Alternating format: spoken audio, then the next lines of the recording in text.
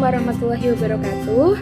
Perkenalkan, saya Wahyu Dwina Mega Putri dengan nomor induk mahasiswa P1337430219136 dari Program Studi Teknologi Radiologi Pencitraan Program Sarjana Terapan Politeknik Kesehatan Kementerian Kesehatan Semarang. Ya, di sini saya akan mereview jurnal yang berjudul Efek Pemakaian Kontras untuk Optimalisasi Citra pada Pemeriksaan Diagnostik Magnetic Resonance Imaging atau MRI. Jurnal ini diterbitkan oleh Bioscience Pasca Sarjana volume 23 tahun 2021 Sekolah Pasca Sarjana Universitas Airlangga Indonesia. Jurnal ini ditulis oleh Agus Wahyu Jatmiko, Chandra Arum Wandani, Linda Wahyu Istighfariski dari Instalasi Radiologi RSUD Saiful Anwar Malang, Indonesia. Ya, Magnetic Resonance Imaging atau yang biasa kita sebut dengan MRI merupakan suatu alat diagnostik mutakhir untuk memeriksa dan mendeteksi tubuh dengan menggunakan medan magnet yang besar dan gelombang frekuensi radio tanpa menggunakan sinar X ataupun bahan radioaktif, sehingga MRI ini aman dan baik digunakan di berbagai kalangan. Pemeriksaan kontras pada pemeriksaan MRI diperlukan untuk memberikan gambaran hasil dari pemeriksaan yang lebih jelas, sehingga mempermudah dilakukannya diagnostik terhadap pasien.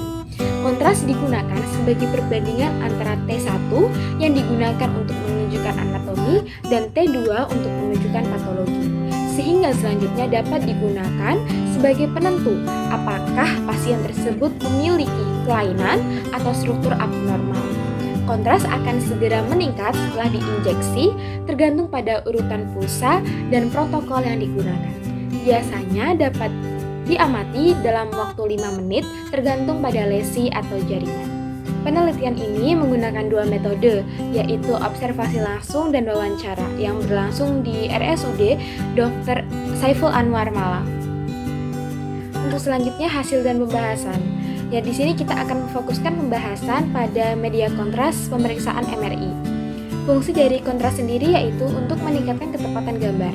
Pada pemeriksaan MRI ini digunakan dua jenis media kontras, yaitu yang pertama Godovis dan yang kedua Nomiscan. Produk obat ini hanya digunakan untuk penggunaan diagnostik yang diberikan secara injeksi. Adapun dosis kontras yang digunakan harus dihitung berdasarkan berat badan pasien. Jadi tidak boleh melebihi dosis yang telah ditentukan dan dianjurkan per kilogram berat badan. Dosis yang diberikan yaitu dengan rumus dosis sama dengan 0,2 kali berat badan dengan satuan cc. Untuk media kontras yang pertama yaitu Gadovis, ini memiliki kepekaan 1 milimol per mili. Gadovis ini diindikasikan pada orang dewasa dan anak-anak dari segala usia untuk peningkatan kontras dalam pencitraan resonansi magnetik MRI. Instruksi untuk penggunaan Gadovis yaitu produk ini ditunjukkan untuk sekali pakai. Sumbat karir tidak boleh ditembus lebih dari 1 kali. Produk obat ini harus diperiksa secara visual sebelum digunakan. Dan untuk media kontras yang kedua yaitu Omniscan memiliki kepekaan 0,5 milimol per mili. Omniscan harus segera disimpan di tempat yang aman sebelum digunakan. Satu botol hanya ditujukan untuk satu pasien dan bertujuan untuk sekali pakai saja. Omniscan diindikasikan pada orang dewasa dan anak-anak dari usia 6 bulan. Dosis total maksimum tidak boleh melebihi dari 20 mili.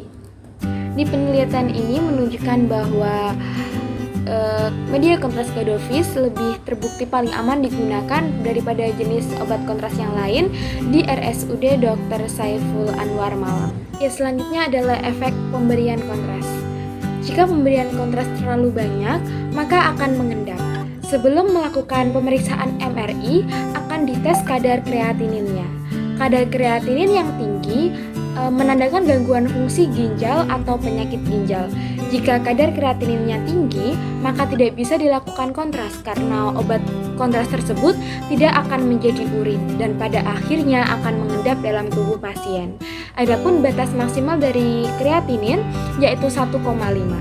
Perbedaan gambar sebelum dan sesudah kontras ditunjukkan pada gambar berikut ini.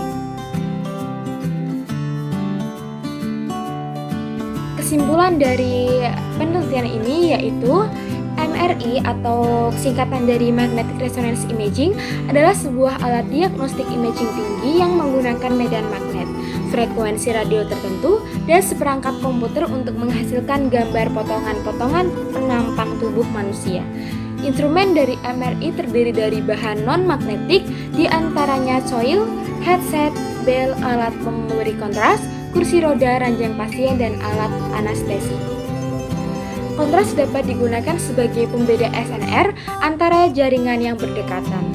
SNR ini ditingkatkan dengan teknik pembobotan gambar atau terdiri dari T1, T2, dan PD atau kontras. Frekuensi RF non-resonansi dapat digunakan untuk mendapatkan sinyal dari proton gratis. Kontras digunakan sebagai perbandingan antara T1 menunjukkan anatomi dan T2 patologi. Yang selanjutnya dapat digunakan sebagai penentu apakah pasien tersebut memiliki kelainan struktur abnormal. Kontras akan segera meningkat setelah diinjeksi tergantung pada urutan pulsa dan protokol yang digunakan. Biasanya dapat diamati pada waktu maksimal 5 menit tergantung pada jenis lesi dan jaringan. Ya, demikianlah review tentang jurnal yang berjudul Efek Pemakaian Kontras untuk Optimalisasi Citra pada Pemeriksaan Diagnostik Magnetic Resonance Imaging atau MRI. Menurut saya, kelebihan dari jurnal ini yaitu telah memaparkan materi dengan detail sehingga mencakup keseluruhan MRI. Namun, untuk kekurangannya adalah kurang memfokuskan pembahasan secara spesifik pada media kontras MRI. Ya, demikianlah pemaparan dari saya. Mohon maaf apabila ada kekurangan. Terima kasih, semoga bermanfaat. Wassalamualaikum warahmatullahi wabarakatuh.